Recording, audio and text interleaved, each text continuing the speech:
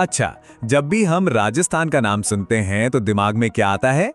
वही है ना, दूर दूर तक फैला थार का रेगिस्तान, सुनहरे टीले, ऊंट, यही तस्वीरें सबकी जुबान पर जरा सोचिए, क्या हो अगर मैं कहूं कि इस रेगिस्तानी तस्वीर के पीछे एक बिल्कुल अलग हरी भरी सच्चाई भी छिपी है।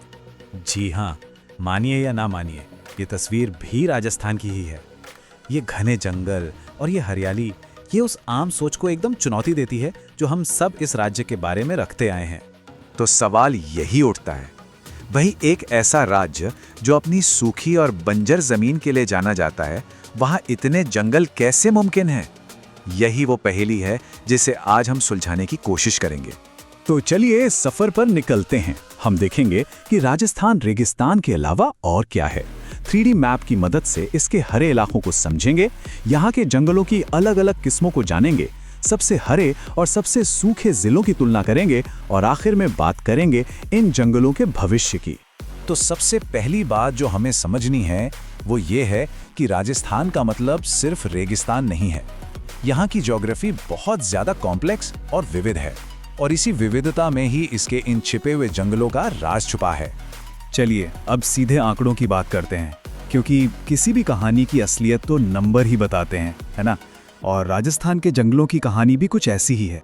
तो ये है वो नंबर जो सारी कहानी बताता है, 9.60%। अब सुनने में शायद ये बहुत बड़ा ना लगे कि भाई सिर्फ 9.60% ही तो है, लेकिन एक रेगिस्तानी राज्य के लिए ये जीरो तो बिल्कुल नहीं है, और यहीं से बात काफी दिलचस्प हो जाती है। और इस 9.60% की अहमियत और भी बढ़ जाती है जब हम देखते हैं कि राज्य की 60% से ज्यादा जमीन पर खेती होती है और 20% तो बंजर है। मतलब इस पूरे हिसाब किताब में ये जंगल एक बहुत कीमती खजाना है। तो सवाल ये है कि ये 9.60% जंगल आखिर हैं कैसे? क्या सब एक जैसे दिखते हैं?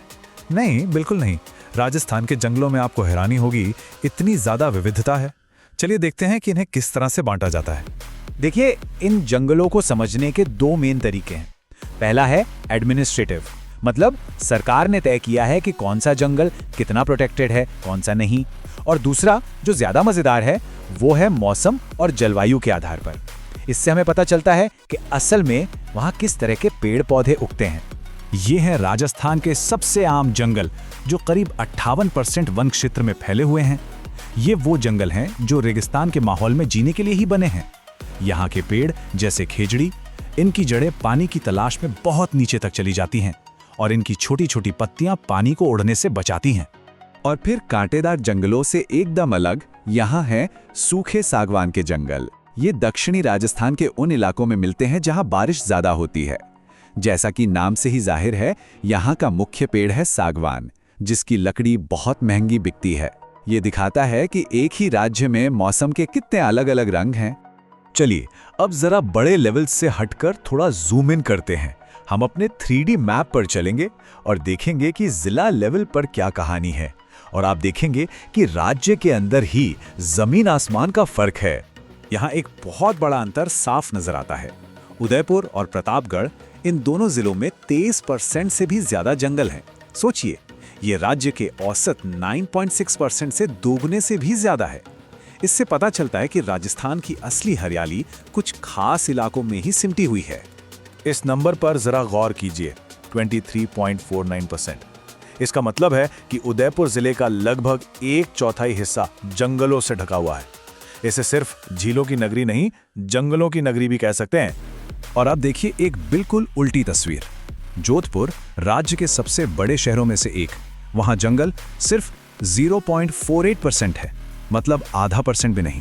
उदयपुर और जोधपुर के बीच का यही फर्क राजस्थान की असली इकोलॉजिकल डाइवर्सिटी को दिखाता है। तो अब डेटा और नंबर से थोड़ा आगे बढ़ते हैं और इन जंगलों की जान यानी यहाँ के पेड़ों से मिलते हैं। वैसे तो कई हैं, लेकिन 2 पेड़ ऐसे हैं जो राजस्थान की पहचान है। सबसे पहला और सबसे जरूरी, खेजड़ी। ये सिर्फ एक पेड़ नहीं है, ये रेगिस्तान के लोगों के लिए एक वरदान की तरह है। इसे कल्पवृक्ष भी कहते हैं, मतलब ऐसा पेड़ जो सारी इच्छाएं पूरी कर दे। और जब आप इसके इस्तेमाल के बारे में जानेंगे तो समझ जाएंगे कि ऐसा क्यों कहा जाता है। खेजड़ी की सबसे बड़ी खासियत यह है कि इसका हर हिस्सा काम आता है। इसकी फलियों से सांगरी की सब्जी बनती है, जो यहाँ की खास डिश है।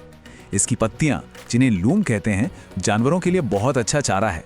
और तो और ये रेत के टीलों को एक जगह रोककर रेगिस्तान को आगे बढ़ने से भी रोकता है। सच में ये रेगिस्तान की लाइफलाइन है। अगला नंबर है रोहिड़ा का। ये पेड़ अपनी खूबसूरती और मजबूती दोनों के लिए मशहूर है। इसे रेगिस्तान का सागवान कहते हैं क्योंकि इसकी लकड़ी सागवान जैसी ही मजबूत और टिकाऊ होती है। इसके चमकीले नारंगी लाल फूल जब खिलते हैं तो ऐसा लगता है जैसे रेगिस्तान में आग की लपटें उठ रही हों। इसलिए इसे रेगिस्तान की ज्वाला भी कहते हैं। इसकी लकड़ी फर्नीचर के लिए बेहतरीन मानी जाती है और जंगल बढ़ाने के काम में भी ये पेड़ बहुत अहम है। तो हमने अभी तक की कहानी तो देख ली, लेकिन भविष्य में क्या होगा? क्या राजस्थान अपने जंगलों को और बढ़ा पाएगा? खैर, राज्य सरकार की योजना तो कुछ ऐसी ही है। हरियालो राजस्थान नाम का एक बहुत बड़ा प्रोजेक्ट है, जिसका टारगेट है हर साल 10 करोड़ पौधे लगाना। जी हाँ, 10 करोड़। ये एक बहुत बड़ा लक्ष्य है और दिखाता है कि राज्य अपने जंगल बढ़ाने के लिए कितना सीरियस है।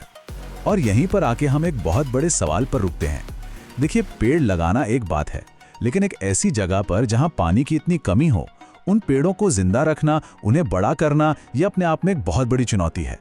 तो सवाल ये उठता है कि इस सूखी जमीन पर आने वाले कल के जंगलों को सच में फलने फूलने के लिए क्या चाहिए होगा? और ये सवाल सिर्फ सरकार के लिए नहीं है, ये हम सबके